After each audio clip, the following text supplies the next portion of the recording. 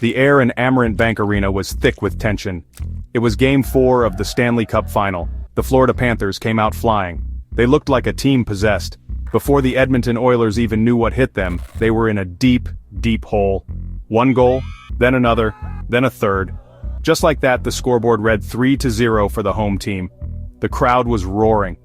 For the Oilers and their fans, it felt like a nightmare. The series, their dreams, everything seemed to be slipping away. Coach Chris Noblouch had seen enough. He made a tough call. Stuart Skinner was pulled from the net. In came the backup, Calvin Pickard. It was a massive moment in the game. Putting Pickard in was a huge gamble. He hadn't played much in these playoffs, but sometimes a change is needed to shake things up. Pickard skated to the crease, a calm look on his face. His job was simple: stop the bleeding. He had to give his team a chance to breathe, to regroup. The Panthers kept coming. They tested him early and often, but Pickard stood tall. He made a save, then another. Each stop seemed to inject a little more belief into the dejected Oilers bench. The storm was not over, but for the first time all night, there was a sense that they could weather it. The first period couldn't end fast enough. The final minutes of the first period were crucial. The Oilers needed to get to the intermission without giving up another goal. They managed to do just that. The horn sounded, and they skated off the ice, down by 3, but not completely out. In the dressing room, you can only imagine the conversation. It was a moment for leadership. It was a time for players like Connor McDavid and Leon Draisaitl to step up. They had to believe a comeback was possible. They had to convince everyone in that room that the game was far from over. It wasn't about yelling and screaming. It was about focus and execution. They had 40 minutes left to save their season. As the second period was about to begin, the task ahead was monumental. Climbing out of a 3-goal deficit in the Stanley Cup Final on the road is one of the hardest things to do in sports. The Panthers were confident. They had controlled the play. They had the lead. They had their home crowd behind them. But hockey is a funny game. Momentum can shift in an instant. All it takes is one bounce, one shot, one goal to change everything. The Oilers knew this. They had to come out with a purpose. They needed to get the next goal. If they could do that, maybe, just maybe, they could get back into this thing. The second period began, and the Oilers looked like a different team. They were faster. They were more aggressive. They were winning the puck battles they had lost in the first. The desperation was turning into determination. And then, it happened. The breakthrough. Ryan Nugent-Hopkins, one of the team's longest-serving players, found the back of the net. It was a massive goal. It cut the lead to 3-1. You could feel the energy shift. The Oilers' bench erupted. The traveling fans in the stands made their voices heard. It was no longer a blowout. It was a hockey game again. That single goal changed the entire complexion of the match. The comeback was on. The Oilers kept pressing. They smelled blood in the water. The Panthers, who had looked so dominant, suddenly seemed a little rattled. They started making mistakes. They were turning the puck over. Edmonton's relentless forecheck was paying off. Less than 2 minutes after the first goal, they struck again. The puck was cycling in the Florida zone, a quick pass, a hard shot, and the puck was in. The lead was down to 1. The arena, once so loud with cheers for the home team, was now filled with a nervous silence, punctuated by the cheers of the Oilers faithful. The momentum had completely flipped. Now the Oilers were buzzing. They had all the jump. Every player in a blue and orange jersey was flying around the ice. They were playing with a confidence that had been absent in the first period. The tying goal felt inevitable. The Panthers were hanging on for dear life, trying to get to the intermission with their lead intact. But the Oilers would not be denied. A scramble in front of the Florida net. The puck was loose. Players were hacking and whacking at it. Finally, an Oiler slammed it home. The game was tied, 3-3. An incredible comeback within one period. The players on the ice celebrated wildly. It was a testament to their resilience. As the second period ended, the score was now even. The Oilers had erased a 3-goal deficit in stunning fashion. They skated to the dressing room with their heads held high. They had stared into the abyss and pulled themselves back. Calvin Pickard had been perfect in goal, shutting the door and allowing his team to climb back into the game. The leaders had led the charge, the team had followed. Now, it was a brand new game. A 20-minute contest for a pivotal win in the Stanley Cup Final. The intermission would be very different for both teams. One filled with newfound belief, the other with doubt and frustration. The third period was a chess match. Both teams knew the next goal could be the winner.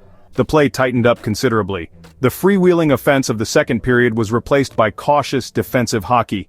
Neither team wanted to make the critical mistake. Chances were few and far between. Every blocked shot, every cleared puck, felt monumental. Calvin Pickard and his counterpart in the Florida net, Sergei Bobrovsky, were sharp.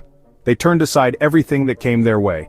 The minutes ticked down. 10 minutes left, then 5. The score remained locked at 3-3. The tension was almost unbearable. You could cut it with a knife. As the clock wound down, the Oilers started to push. They seemed to find another gear. They wanted to win this game in regulation. They started generating more chances, testing Bobrovsky with some quality shots. The Panthers' defense was bending but not breaking. It felt like the game was destined for overtime. But the Oilers had other ideas. With just under 3 minutes left on the clock, they sustained pressure in the offensive zone. The puck moved around the perimeter. A shot came from the point. It created a rebound. And there, in the right spot at the right time, was an Oilers forward to bang it home. Edmonton had the lead, 4-3. The Oilers had done it. They had come all the way back from 3-0 down to take the lead late in the third period. It was an incredible turn of events. The bench celebrated, but they knew the job wasn't finished. There were still a couple of minutes left. Florida, now desperate, pulled their goalie for an extra attacker. It was a frantic, chaotic finish. The Panthers threw everything they had at the Oilers' net. Edmonton was defending for their lives, blocking shots, clearing pucks, doing whatever it took to hold on. The seconds ticked away. 1 minute left, 30 seconds. It looked like the Oilers were going to steal a miraculous victory on the road. Then, heartbreak. With the clock showing just 2.2 seconds left, the unthinkable happened. A mad scramble in front of the Oilers' net. The puck bounced around like a pinball. A Florida player got his stick on it and slid it past a sprawling Pickard. The horn sounded. The red light came on. The Panthers had tied the game. The home crowd exploded in a mix of joy and relief. The Oilers were stunned. They were literally seconds away from a famous victory. Now they had to regroup and get ready for sudden death overtime. It was a gut-wrenching blow, a true test of their mental fortitude after such an emotional comeback. Heading into overtime, the emotional whiplash was immense. The Oilers had gone from the depths of despair to the brink of victory, only to have it snatched away at the last possible second. It would have been easy for them to be deflated. It would have been understandable if the Panthers, buoyed by their last-second heroics, came out and won it quickly. But this Oilers team showed its character. In the brief intermission, Coach Noblouch settled his team down. The message was simple. Forget what just happened. Win the next shift. Win the next period. The game wasn't lost, it was just extended. They had already come back once tonight. They could do it again. The puck dropped for overtime. The pace was frenetic. Any shot could end it. The play went back and forth. Pickard made a huge save early on to keep the Oilers alive. Then, Edmonton started to take control. They carried the play into the Florida zone. They were patient with the puck. They were looking for the perfect opportunity, and then it came. Connor McDavid carried the puck over the blue line, drawing defenders to him. He made a perfect pass to his longtime running mate, Leon Draisaitl. Draisaitl found himself with some space, a rare sight in this series. He loaded up his famous one-timer. Draisaitl unleashed a rocket. The puck flew off his stick. It was a blur. Before Bobrovsky could even react, the puck was behind him, bulging the twine. The game was over. The Edmonton Oilers had won. Draisaitl threw his arms in the air as his teammates mobbed him against the boards. It was a moment of pure ecstasy. The goal was not just a game winner, it was historic. It was Draisaitl's 10th game-winning goal in the playoffs, setting a new NHL record. For a player who had been relatively quiet in the series, it was a massive statement on the biggest stage. He delivered when his team needed him the most. This victory was more than just a win. It was a series-altering event. Instead of going back to Edmonton down 3-1, a nearly impossible hole to climb out of, the series is now tied 2-2. It's a best of 3. The Oilers have seized all the momentum. They showed incredible heart and resilience. From Calvin Pickard's steadying presence to the clutch goals from Nugent Hopkins and the overtime magic from Draisaitl, it was a total team effort. As they fly home to a jubilant city, they do so with a renewed belief. They know they can beat this team. They know they can win this series. The Stanley Cup Final is now a toss-up, and the Oilers are coming home.